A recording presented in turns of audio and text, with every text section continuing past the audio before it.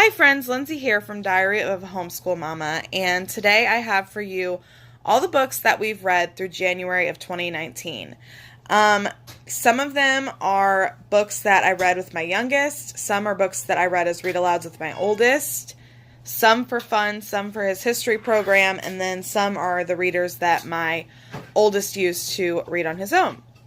So, the first book that I wanted to show you guys is The Swiss Family Robinson. I did read a little bit of it as a read aloud, and then I did go ahead and give it to my son to read on his own.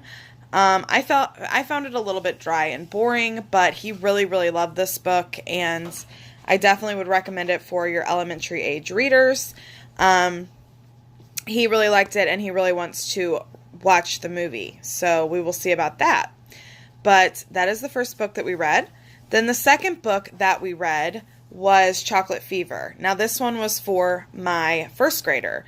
I read some of it, and then my fifth grader kind of took over and was doing the reading for my first grader, which was really good for them to have that like bonding time of sitting down on the couch each night and reading this book together. I'd say they both liked it. It is kind of I think it's set in like probably the 70s or something, so it was a different kind of book. It did have a little bit of humor, but I don't know. It wouldn't really be my pick for a book, but they did enjoy it, and they did read through it. So, Chocolate Fever, and it's definitely good for like a first grade level. It's a short read, so yeah. The next book that we absolutely loved, I read this as a read aloud to my fifth grader, just for fun, and we absolutely loved this book. It is so, so good. We actually just finished it last night, and we are going to watch the movie today for The Lightning Thief. I really love the way that this author writes, so we are going to finish all the books in the Percy Jackson series, and then probably move on to the Heroes of Olympus series. So you guys should be seeing a lot more books from him in these videos, because I absolutely loved this, and my son said that it's his favorite book from the whole school year. So definitely love this. It is a little bit of a longer read. It has, I think, about 22 or 23 chapters in it, but definitely recommend this for your older elementary readers. So, so good. Okay, the next book I want to talk about is James and the Giant Peach. I am reading this as a read aloud to my first grader. We are about 16 chapters in now. There's like 40 chapters in this book, but they're really short. So we are liking it so far. At the beginning, I wouldn't have said that we liked it, because at the beginning it starts out kind of depressing and morbid in a sense. So I don't know. It gets better as you read more. The main characters in it are this boy James, and then these bugs that you see on the cover. It's a good book. I think that it will end up being one that we really like once we get more into it.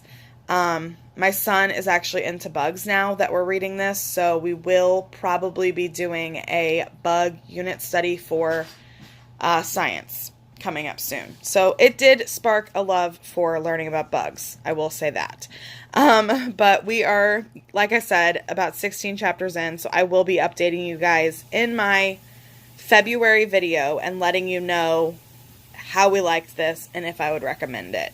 So far, I probably would not recommend it for a child as young as first grade, just because, like I said, it does start out kind of depressing and morbid. But later in the elementary years, it would probably be fine to be used as a reader or a read aloud. The next book I am reading with my oldest son for his history program. It is called The King's Fifth. We are about 8 chapters into this at this point, so you will be seeing it in my February What We Read video, and I will be updating further on this. So far, it's starting out kind of slow, but we are starting to get to a point where there's like a little bit of cliffhangers, and we're liking it. It's definitely better than the last book we had to read for history, which I'm going to show you in just a moment. But, yeah, so we're liking it so far. I've heard really good things about the author Scott Odell, so I was looking forward to this one. The next book that we read for his history program is Otto of the Silver Hand. And I will say, this was the most boring book that we have ever read. We disliked it so much. It's a miracle that we made it through it. It was awful.